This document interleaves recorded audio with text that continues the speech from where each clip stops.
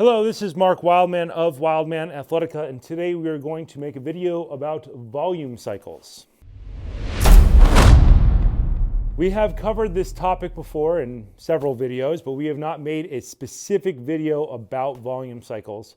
So we're going to take the time to explain this in its own more thorough, in-depth video. Volume cycles, I originally got this idea from RKC, from Pavel, back in 2005 maybe. This is a great idea. This is probably the best idea in training that I've ever heard. I don't know why it's not taught absolutely everywhere. This is like the secret to building monsters. Volume cycles, very simple. We add volume while we keep the intensity the same. Oftentimes in programs, you'll get these weird things where people say, do as many reps as you can. Those tend to be bodybuilding programs where people are trying to reach failure. That is great if you want to feel really tired all the time. It is absolutely terrible if you want to get stronger or better at any particular thing. If you want to get stronger and better at something, get better technique, then volume cycles is the key. This could apply to anything. I apply it very heavily to kettlebells and clubs, but this can also apply to barbell. It could apply to axe throwing. I mean, it's a great idea, and I don't know why it's not everywhere. Oftentimes, I talk about volume cycles in relation to snatches and heavy club single hand training, because those are really simple, good examples of it. It could be applied to barbell. So in snatch training, if you started snatches, you would start with, say, 4 sets of 5 and 5. That would be 5 left, 5 right. You would do 5 left, change hands without setting the weight down, and do 5 right. You would do that with snatch training on an EMOM. That means every minute on the minute. You would set a timer, minute 1 would go off, you would do 5 and 5. You would set the weight down, you would wait for the end of the minute, the bell would ring, you would do another set. That way, the break period is always generally the same, because snatches kind of have to operate at a certain speed, otherwise they're not snatches. And you should probably end up with about 30 to 35 seconds worth of break. In the beginning, you will not be good at snatches. That's why the volume starts low, so you don't die. Do not try to start with 20 sets of 5, because your technique sucks and you will rip your hands or your elbows or your something. Something will go bad somewhere. The point of this is that it's a learning technique in a training technique. I don't think I've mentioned that before because I thought it was apparent, but it's not apparent.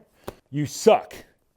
You get more experience. You get more experience. You keep getting more experience. Every day, the final sets are the new sets. The final sets are the ones that cause adaptation. With clubs, you would do this same idea, except because the weight is lighter, you would not set the weight down. You would do 5 left, 5 right, 5 left, 5 right, 5 left, 5 right, 5 left, 5 right. And you would get X number of, let's talk nerd talk here, experience points that day. 4 times 5 is 20 on the left, 4 times 5 is 20 on the right. You would end up with 40 total reps.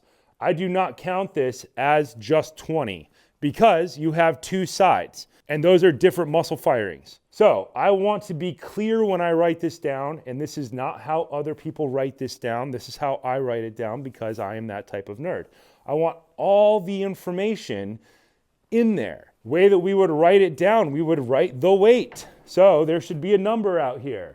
There should be a number on this side in front of this little X. We write down the weight, we write down the number of sets, and then we write down reps left and reps right.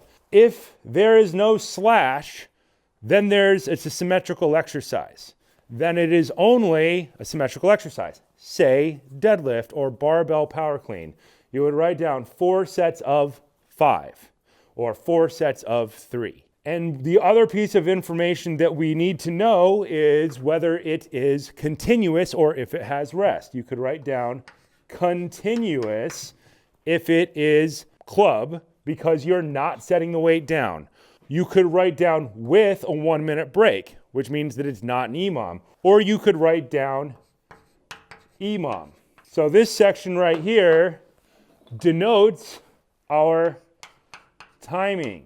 think about, we're trying to get all the information in there. You would write down the exercise, the weight, the number of sets, the number of reps per set. If it was single-sided, then you would write down both sides. You would always start with the weak side first, and then you would write down the timing. This would allow you to have all the information. Think about this like a chemistry equation. All the pieces are there for you to recreate it later. Nothing is left to the imagination. Oftentimes, when we build volume cycles, we build up to 20 sets of 5 on each side. That's a general idea. It could be 20 sets of 3. I like 20 sets because I'm always trying to mimic 20 sets of 5 because I'm trying to get to 100 total reps left in 100 total reps right. If you don't have available weights to you, then you make more steps. So, personal story, when I ripped my leg in half, dislocated my knee, had to get 3 knee surgeries, I ended up not walking for an extremely long period of time. 6 months, 3 surgeries over the course of 2 years, 2 years of physical therapy. It was brutal. They told me that I would, never run again, never ride bikes again, never kick again, never do aerial again. Basically, I was supposed to be 70, and I just decided that that was stupid and I wasn't going to do it. So we used this idea to take me from complete cripple back to generally functioning human being. You started easy. You did not start with a high volume. You kept the intensity the same, and then you added small amounts each time. Each time you added another set of volume, your body had to adapt to that new greater demand. That's the idea. Evolving, continuous, demand at the same intensity. When I did that, I built up and I did all of my fundamentals of single arm club, inside circle, outside circle, shield cast, alternating circle, alternating pendulum, inside pendulum, outside pendulum, single arm pullover, 180 degree rotating pullover, mill, reverse mill. That's the short version because I don't really want to detail the whole thing. And you could have more steps. It could be 4, 5, 6, 7, 8, 9, 10. This is just for visual purposes. When I did that, the weights that I had available, because they were the only weights made, were a 10-pound club, a 15-pound club, a 20-pound club, a 25-pound club. Here's where it gets shitty. 35-pound club, super shitty, 45-pound club. And I built up through all of that madness to get back to 45 pounds inside mill for 10 sets of 10 and reverse mill for 10 sets of 10. Single arm 45-pound club. The reason we didn't go above 45 is because nobody made it beyond a 45 at that point. That was as high as we could go. But at the end of that program, I was fine. I could go back to doing everything I wanted to do. My back worked fine. My abs worked fine. Everything went back to working. If you've never not walked for 6 months, you kind of become a really weird, horrible, twisted monster because your body shifts all the load to one side of your body completely atrophies and you end up in a lot of pain. You have to force your body back to the center and make both muscle chains across the X of your body function again properly. This is how you do that. This is how I have everybody train. It doesn't matter who they are, professional athlete, professional circus performer, 70-year-old person. It doesn't matter. This works. This is probably the best idea I've ever seen. I'd like to think that I created some of it, but I did steal the original idea from RKC, and we have adapted it to work better. When you make those jumps from, say, 25 pounds to 35 pounds, because those were the available weights, you did not start with sets of 5. That's where you built up to 20 sets of 3, and then you ran a volume cycle again. It built up to 20 sets of 4. And then you came back and did 20 sets of 5. And you did the same thing when you tried to go from 35 to 45, because that is a brutally huge load. It's 10 pounds different, but 10 pounds in a lever is not 10 pounds. They weigh different at different parts of the movement.